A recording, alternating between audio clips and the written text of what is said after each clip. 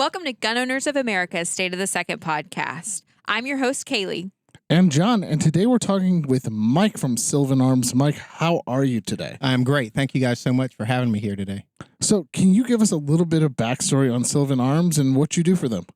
So Sylvan Arms is a manufacturing company. We make parts and accessories for firearms. We don't make any full firearms, any weapons. We've been around for about 6-7 years now, and I do their sales for them. And, you know, I know you guys for your folding stock adapter. You know, what else do you do on top of that? Oh, God, I'm so glad somebody asked what else do we do, because that's what we're known for, and that's our mainstay, the folding stock adapter. We're actually on our 4th generation of that now. It's a wonderful, wonderful piece of equipment, but we make so many more other things that nobody seems to know about. One of my favorites, I wish I had some here today, we make a Picatinny to M-Lock rail adapter that is QD, no screws, no tools. It goes on and off with pinch of your fingers. We have a short rail, a long rail, and a rail that accepts a sling QD or a clip. And we're looking to expand that line as we go along too. But it makes things so easy. You can put lights, lasers, bipods, anything you want, and you can move it from weapon to weapon or on and off on any M-Lock rail with just a touch of your fingers. He's not kidding. It's really easy. I have one. I love those things. That's my favorite out of all the stuff we have. Nobody knows, but we make suppressors. We have a full line of suppressors. We have a direct thread 22. We have a direct thread 9mm that will work on either handguns or long guns. We ship it with the Nielsen device and a blast chamber for rifles. We have 2 QD suppressors. One is 5.56 and the other is 30 caliber. And we're just about to release a 45 caliber direct thread for handguns. And you might see some things in the picture of some suppressors and items that's coming down the road. We're going to start offering different colors, OD green and flat dark earth to our suppressor line, and some shorter versions for more tactical applications. Oh, we at Gun Owners of America love suppressors. Yes. Yes, we do. Well, I guess that kind of leads us into the very first thing that we should probably talk about. And that's the Shush Act and trying to get suppressors out of the NFA. There's a couple of bills that would do that. One is the Shush Act. The other one is the Shall Not Be Infringed Act that, although would not be signed by this president, right? We always aim to get them introduced, to get people to sign their name kind of on the dotted line and really show their constituents where they stand on these issues, so that when we do have someone, we're not starting at square one. We're starting at a place where we have an established group of people. What would that mean to you guys? To us as a company? Yeah. Well, I'll tell you what it'll mean to me as an individual. And we were kind of talking earlier, and I don't know if everybody's getting to look at me right now, but I'm going to hold something up real quick. And this is one of my hearing aids. And these are courtesy of the Veterans Administration, and I have nothing bad to say about them. They've really helped me out. But the reason I wear those is because of hearing loss I suffered while I was in the Marine Corps. Because weapons aren't suppressed. And when you're in the field, you're not wearing hearing protection or hearing protection like you would at a range. And because of that, I suffer hearing loss and tinnitus. It would have been great to have suppressed weapons, not for any crazy reason, but so you could communicate on the battlefield and you could hear each other.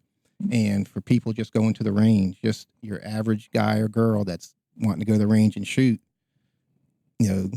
all that big noise is taken away by sound reduction. And that's all it is sound reduction. Yeah, absolutely. It's one of those very interesting things. OSHA has endorsed the use of suppressors, and saying that, this is important in the workplace to save your hearing. And while they are, on board with the use of suppressors, you have the ATF and the NFA that says, no, you don't need a suppressor. This is something that, should be highly regulated. And so it's always interesting to see the juxtaposition of these two groups. I mean, I've been in this industry for a while, and even just going to range days with hearing protection, I am starting to lose hearing in one of my ears. And not to have the same experience you've had, but to be able to go to range days and shoot at indoor ranges with suppressors would have really helped with that. And that's something that needs to be taken in consideration. That's why you need to, pressure congressmen or women to sign the Shush Act and then shall not be infringed Act. Yeah, and then the other thing that's interesting that we've been working on through GOA's Second Amendment hunters is getting suppressors allowed for hunting. That's not something that is in all 50 states. Some states regulate the use of suppressors when hunting.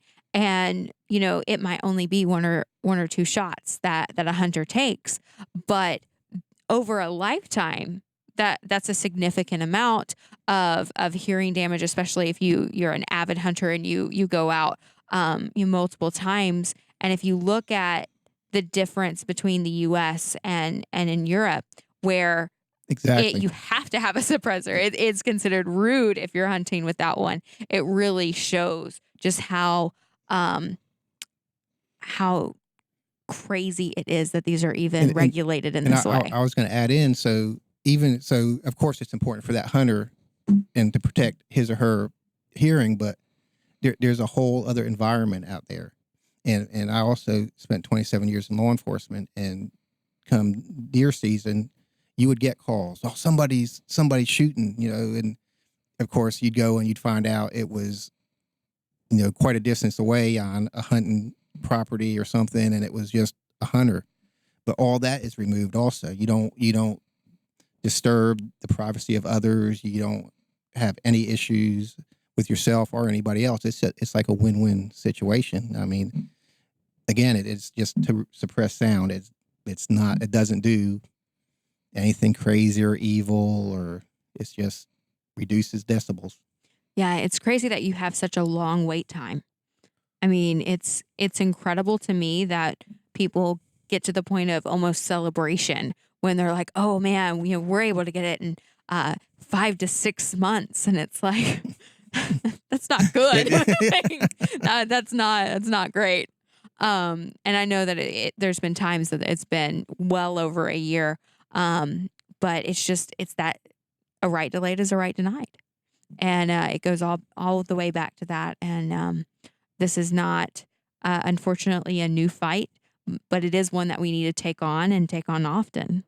Well, the NFA was signed in the 30s.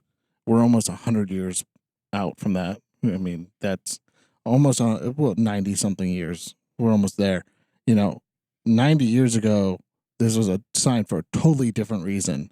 So it's time to go reevaluate what this is and how it infringes on all our rights.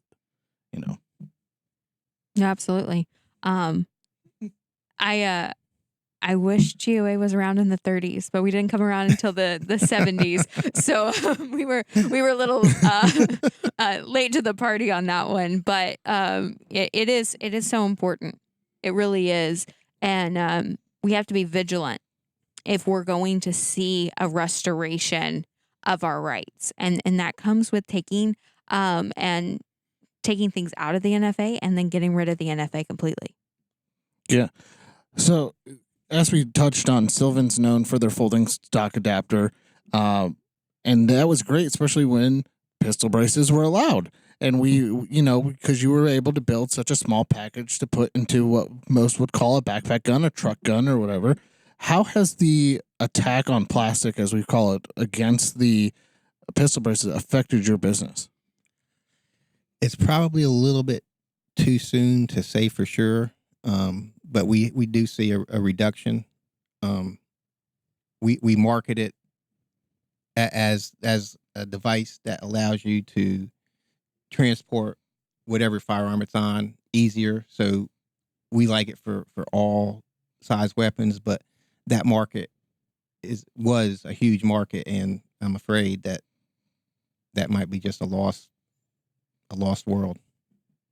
Yeah, I mean, we've talked to a bunch of people about this, and it's the same story over and over again. When back in 2021, there was a big phone call between everybody in the industry and the ATF, and they asked, well, how will this impact the firearms industry? It's a $1 billion with a B, dollar part of our industry, and they're taking that away, and that's going to hurt people and take away jobs and hurt our industry, and it's all over an accessory that was approved. That's the kicker part. That was approved. Yeah. Gun Owners Foundation, which is GOA's sister organization, which focuses a lot on education, but also on litigation. And we have a show on there called Bullet Points. And if you're not subscribed, go do that. And we released a video talking about the history of pistol braces. And it actually predates the Second Amendment. And so this is not something new to the gun industry. This is not something new to the Second Amendment community. And so when you go and where we fight our lawsuits based off of text history and tradition, which GOA has been doing long before the Buren decision, which codified that as the standard. It's so important that we recognize that this isn't just something that popped up over the last 10 years. Yes, they increased in popularity tremendously, but this is something that has been around for a very long time. Yeah, I mean, a lot of people don't know that. And it's great that we've done that digging and that research to find that out. Mike, we talked about the stock adapter, your suppressors. What else do you guys do?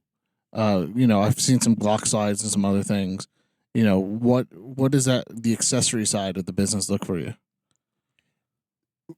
Well, I mean, the whole industry is down right now, so we're down with it. But everything else seems to be well. Our Glock slides are new. They're just coming out, and they've done really, really well. Of course, the biggest seller for us is the Generation 3 slides. And that's because they go on the 80% lowers, which we don't know how that will turn out either. So let's talk about 80% and the frame and receiver rule change and everything that kind of led up to that. And to catch people up to speed, this is a redefinition of the ATF's rule. There was a comment period that lasted. GOA members were heavily involved in that conversation and submitting those comments. And we submitted and generated over thousands of comments to the ATF on this. And ultimately, going back to that text history and tradition standard, manufacturing your own firearms is older than our republic. Like that was the standard for a really long time.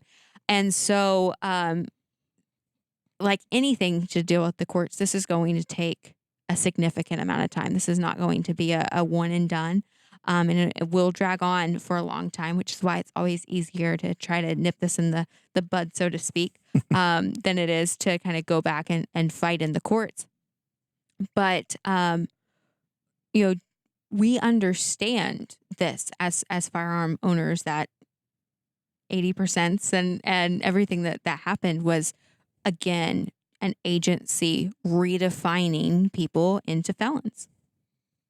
Yeah, I mean, it's definitely an overreach again, and they keep changing their mind more than I change my socks. So, which that kind of sounds gross, but but yeah. Well, I was gonna say that could be relative. It could be relative, But yeah, it the attack on our Second Amendment, especially on that, to companies like Sylvan who are building things that should be able to be purchased and shipped to your home and used to build your own firearms. And like you said, it's been a part of our American tradition since our founding and since before that. And firearms are a very American thing, and that's what we need to keep in mind when they're going after these rights. We need to go and fight against these acts and aggression against the Second Amendment. Yeah. So, Mike, you touched on a little bit about how the industry is down. Historically, we see most of the time, the summertime, we have the summertime slump. We're in that slump. We're in that slump. So previously, the last 2 years, we didn't see that as much. Is this affecting you guys more? Is this slump harder? Are you seeing? Is there a reason why you're seeing this year being harder than the previous two? It's hard for me to say. I've been with Sylvan now for this. I got about almost 3 years of data now. So, and I don't know how the industry was before that. I came out of law enforcement, so I haven't been in the industry that long. So this year is a much deeper slump. Kind of a weird thing, though, is we made it further into the summer this year. And instead of a curve that kind of sloped down and sloped back up, we kind of went a straight line and fell off a cliff. So I don't know what that means. And I guess I won't know until see how we come back out. But of course, the whole economy is horrible. And we're in a company or an industry of more wants than, or more needs than, wants than needs. And right now, all the money that people have are going to needs. They have to take care of their families and feed their children before they can buy other things. So I think it's just, no matter where you are in that kind of business, you're suffering right now. Yeah, and we've heard the same thing from a couple other of our industry partners and talking to people in the industry. It's we'll call it the COVID spike and the good. The last 2 years have been really good. A lot of people are getting in, a lot of new shooters. With all the new shooters coming in, are you seeing them also translating into upgrading their guns and getting the accessories, the parts, and the things like that? Are you seeing that translate? Yes, especially right during that same period, that COVID period. I think we followed a trail where firearms rose and we weren't, but we rose right behind them. And I think that was because once they got whatever firearm they wanted, then they started upgrading and got the accessories they wanted or needed to go with it. So I think we kind of follow right behind the sale of firearms, whether it goes up or down. We're kind of right there with them. Now, when it comes to parts and accessories and things like that, what goes into your decision to manufacture, for example, the Glock size? You mentioned Gen 3. We all know Gen 3 is, that has fallen off a patent. You have a lot of what we would call the clone or the clone wars right now with the Gen 3. What made you guys go Gen 3? And then what makes you decide what parts and accessories that need to manufacture? Because there's a lot in R&D that goes in there. Sometimes you don't have the plans directly from the manufacturer. You got to reverse engineer some stuff. So what goes into all that? So actually we have both the Gen 3 and the Gen 4. So we did both. Gen 3 is our leading the pack so far. And it's our philosophy across the board. What Sylvan Arms likes to do is make your experience better, make what you need to do better at a price that's affordable. So we try to make accessories to improve or enhance your shooting experience at the price that the average person can afford. So as we look at the AR, the M4 platform, or the Glock platform, we have some CZ stuff, the CZ platform. We try and figure out what a shooter would need in that platform to make it better, and then how can we make it and make it affordable at the same time. So that's what drives us to the products, like the QD rail attachments. That was everybody needs to put a Picatinny rail, and M-LOK has become the standard, but nobody likes playing with those screws and those plates. And then if you want to take it on or off, it takes all that time. So that's what drove us into the QD. Yeah, and when you brought the we talked about suppressors earlier. There's a few sitting on the table in front of us. The first question I asked was like, when did you guys start doing suppressors? What made you guys get into suppressors? You said it's been about 2 years now, right? 2 years since they've been out. So they were developing them back about mostly towards the beginning. So probably about 4 or 5 years now. So it took some time to get them where they wanted them. And we still were evolving. So, but again, kind of the same concept in what we were talking about, to improve the shooting experience. You can shoot and hear and do everything, enjoy your time at the range, and not either have to wear bulky headsets or earplugs or wear them and still you lose that big bang at the muzzle that's really causes the tinnitus and the hearing loss. So and again, we're trying to make them affordable. Like our I don't know the prices right off the top of my head, but our 5.56 QD suppressor is MSRP right at about $550. Wow. And that comes with the muzzle device. So again, we're trying to make a product that works and is good and helps, but the average person can afford. Obviously, as you guys bring something to the market, like a suppressor, and choosing to do that 2 years ago, that takes a lot of market research and a lot of kind of planning the rollout. So what has been the reception that you're getting from people? Because 2 years of having a suppressor, many of your people have probably only had them that bought in the very beginning for, about a year. So just kind of tell people what the feedback is. Yeah. So that's where we're at. And we talked about that and the headaches that go with it. So a year after we started selling suppressors, most of the people had never shot one before. And it is what it is. That's kind of crazy. But so we're really just getting feedback. So our best thing was through marketing and through influencers and different people that were able to get suppressors out to, and then they could take them out, test them, and tell us, and that's where we get a lot. And we're big customer driven, either through testers or through the customers themselves. We take their feedback. That's why I said we're on our 4th generation folder now, and all the other ones worked, but it was just, hey, we love your folder, but this would be cool. Or hey, could you do this for me? And that's what we've done is it just keeps evolving into you like this, we'll put it on there. Oh, you like that? Yeah, sure, we'll try that out. And that's kind of how we evolve. So same thing with the suppressors. That's why what you kind of see here are evolutions of our originals, and these are shorter versions. And that was something people said, hey, they're great, but could you make it shorter? And so we did. That's awesome. Customer feedback is so important. But also it's exciting to see new things come out and for people to improve. Because the more people that hit the market, I think it brings everyone up, because you're in a constant state of competition of, oh, we can do this a little bit better. Oh, we can do that a little bit better.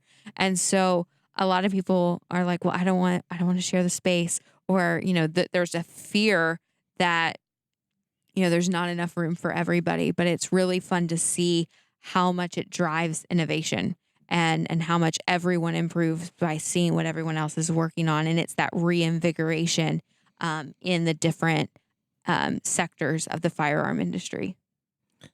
So on the suppressors, are they a baffle system, or is it a wet suppressor, or what? So baffle system, these will be a little bit different because of the size. We changed some things up, but standard, the tube is titanium. The end caps are stainless steel. The blast chamber is stainless steel, and the first baffle is stainless steel. Rest of the baffles are titanium.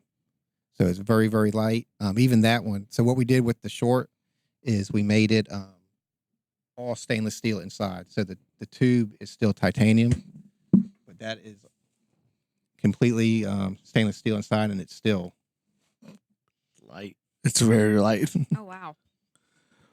And what are you getting decibel wise? I don't have any data in front of me, so I can't tell you a number. But with the long, I think we're somewhere right around outside shooting 30 decibel reduction, and with that short, we were like 24. That's awesome. And you're running those all dry. You're not doing All dry, yeah. Okay. So it's stacked baffles. So we've got some other ideas down the road, doing different things, maybe welding, trying. Like I said, we just whatever people tell us, and we always continue to try our best to keep pushing forward. Our engineer, we get on him sometimes because he won't stop. Even with the folder that we have out now, he's like, it's out, it's selling. He's like, we could change this, and I'm like, no, because we can't, because it's out already. You gotta love engineers. Yeah. So the price points you said, that's a really low threshold to get into a suppressor. Most suppressors are double that price or close to that, and then you got to pay your fee to the government because they rude. What made you guys go in at such a low price point? We kind of looked at the market, and of course, what we have into it, and tried to get to a fair price, and that's what we do with all our stuff. We had to figure out all the different stages. We go through distribution, just because we're really. When I say I'm in charge of sales, I'm in charge of me. So it's a manufacturing facility. So distribution companies is how it drives us, because we can just go to them and then they can handle the outside world.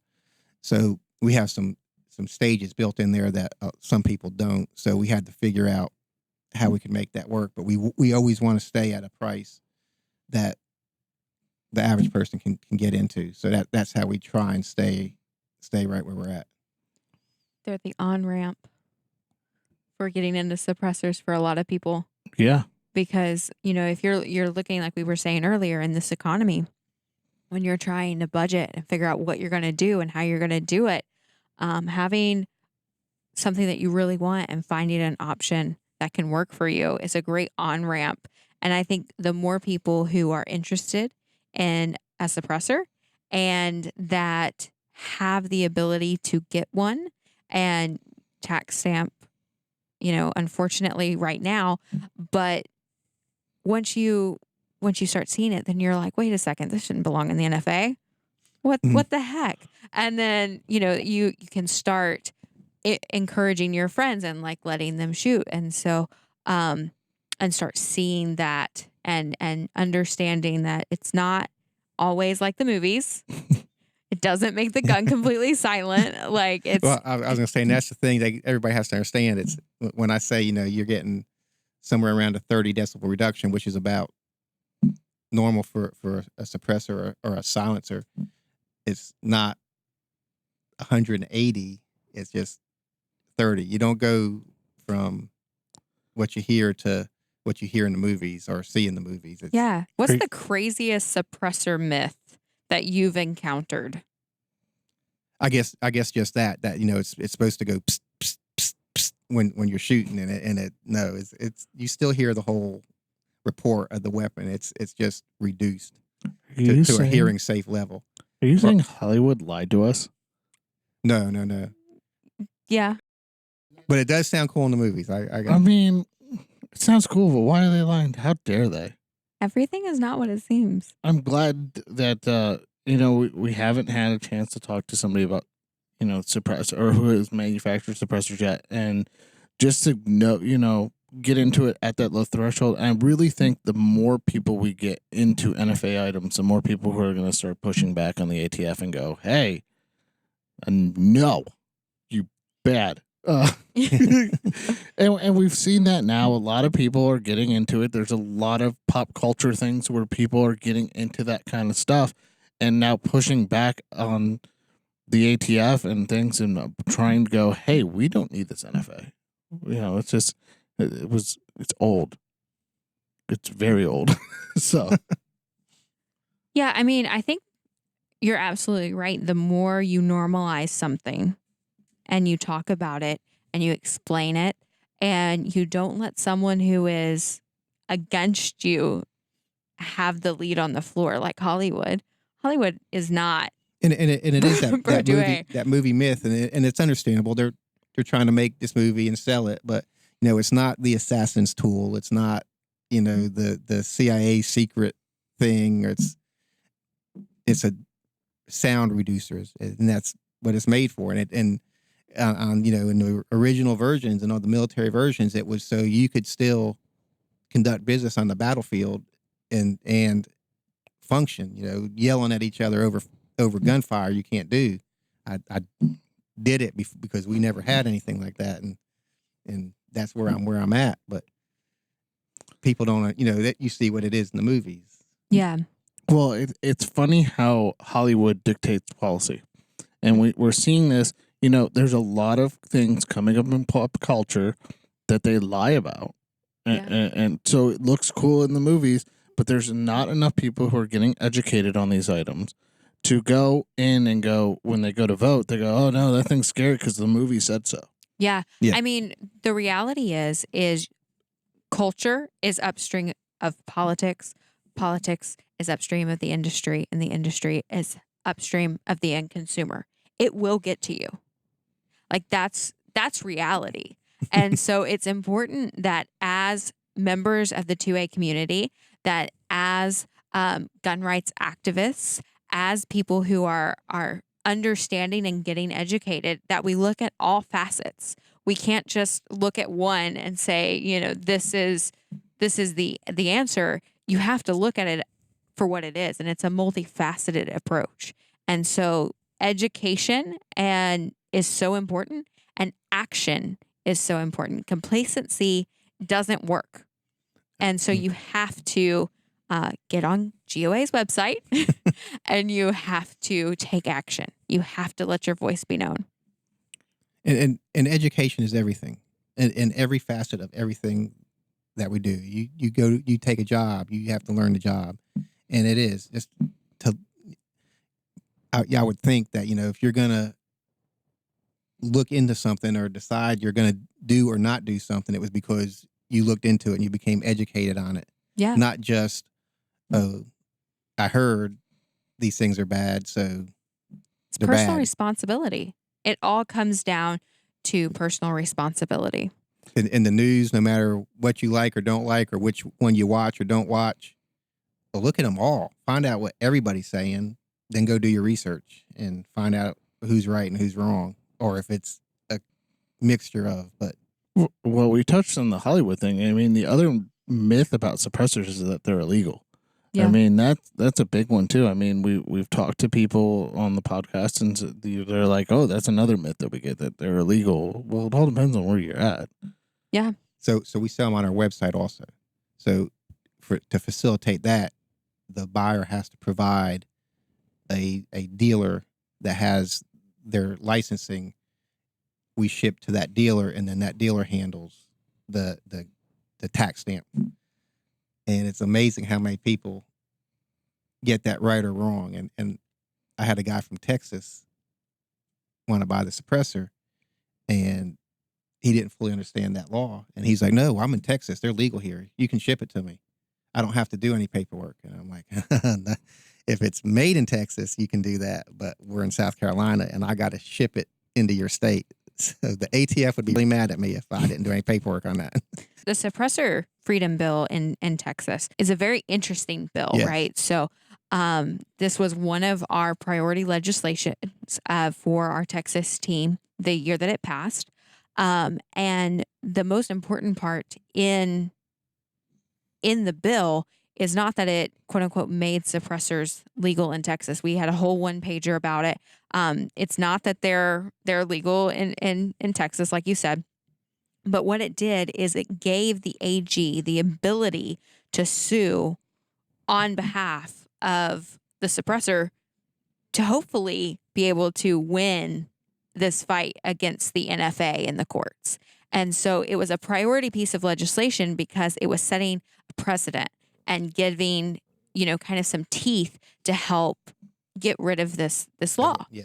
And so, like we said earlier, this law has been around since the 1930s. This is something that has been the tyranny level has been the same for a long time. And so our Texas team sat down with the legislature there and was basically like, okay, what can we do to give us some teeth?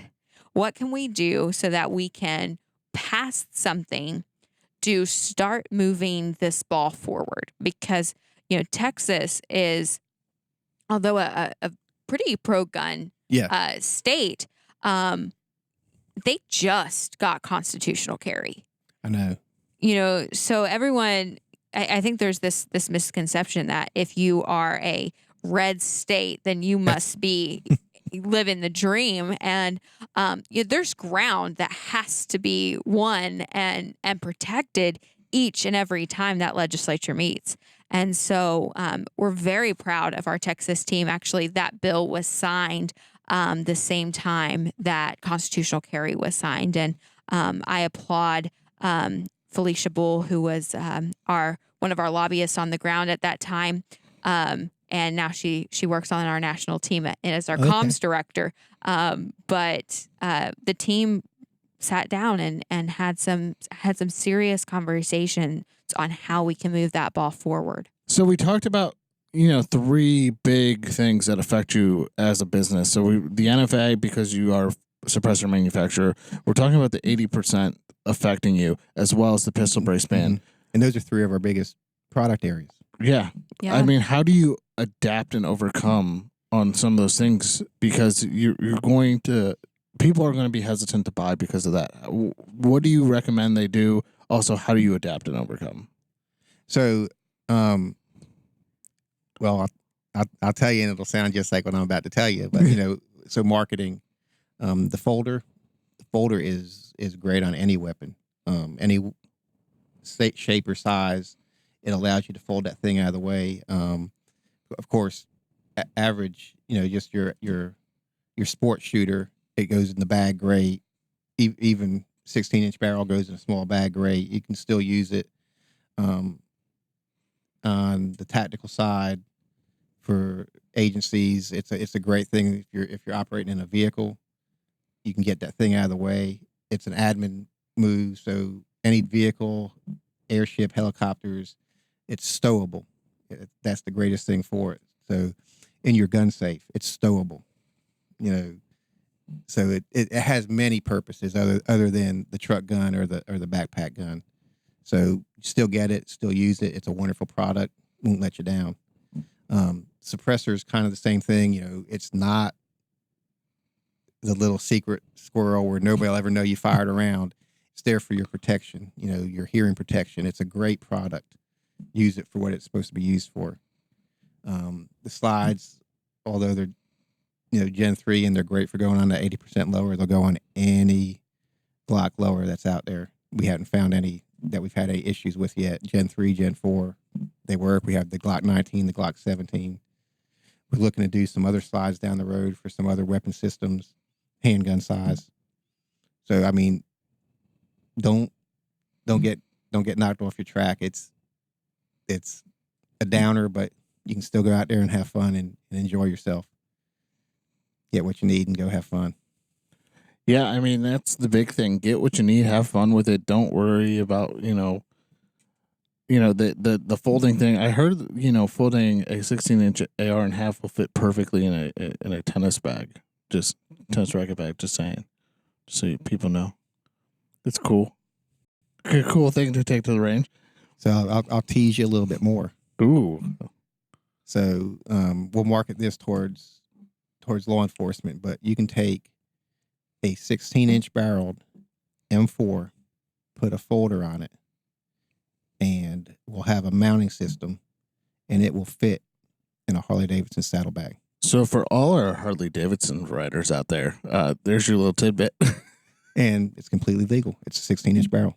So let's talk about why you guys have chosen South Carolina. We're seeing a massive trend with manufacturers of firearms, manufacturers of accessories, choosing their states and relocating.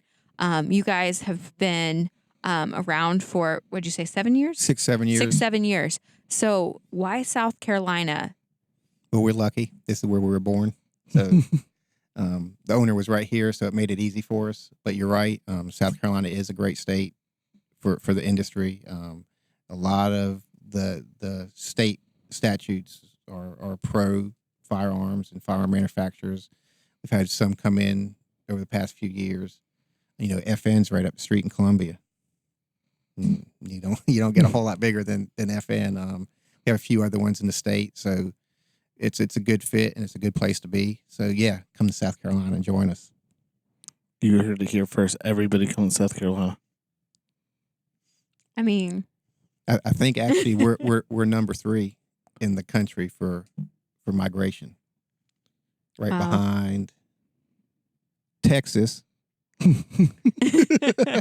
and Florida. Yeah. So yeah, no more people come to Arizona. We're full. Yeah, Tennessee's full too. Just PSA. Public service announcement. We're good. I love Tennessee. Firearm manufacturers, welcome. Anybody else? Yeah. Listen. Listen. It's hard. This is the guy who moved from Ohio to Arizona. I needed a warmer climate. Born and raised Tennessee. It's a great time to be alive. It is, but I was born and raised a Buckeye, so it takes 2 people to spell our state, so we're not the brightest. What does that even mean? What do you mean, what does that mean? It takes 2 people to spell Ohio. The one person to yell OH and the other one to yell IO. I've never heard that before in my entire life. To be completely honest, outside of members at events, I think you're the first person that I'm truly friends with that's from Ohio. Ohio doesn't exist. You heard it here first. You know the dad joke one. Which one? The dad joke. What's the only state that's round on the edges and high in the middle? I have not heard that one. That one's great. So, you know the dad joke Tennessee one, don't you? No. What's Arkansas?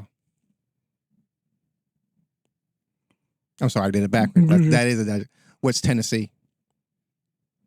What? The same thing that Arkansas.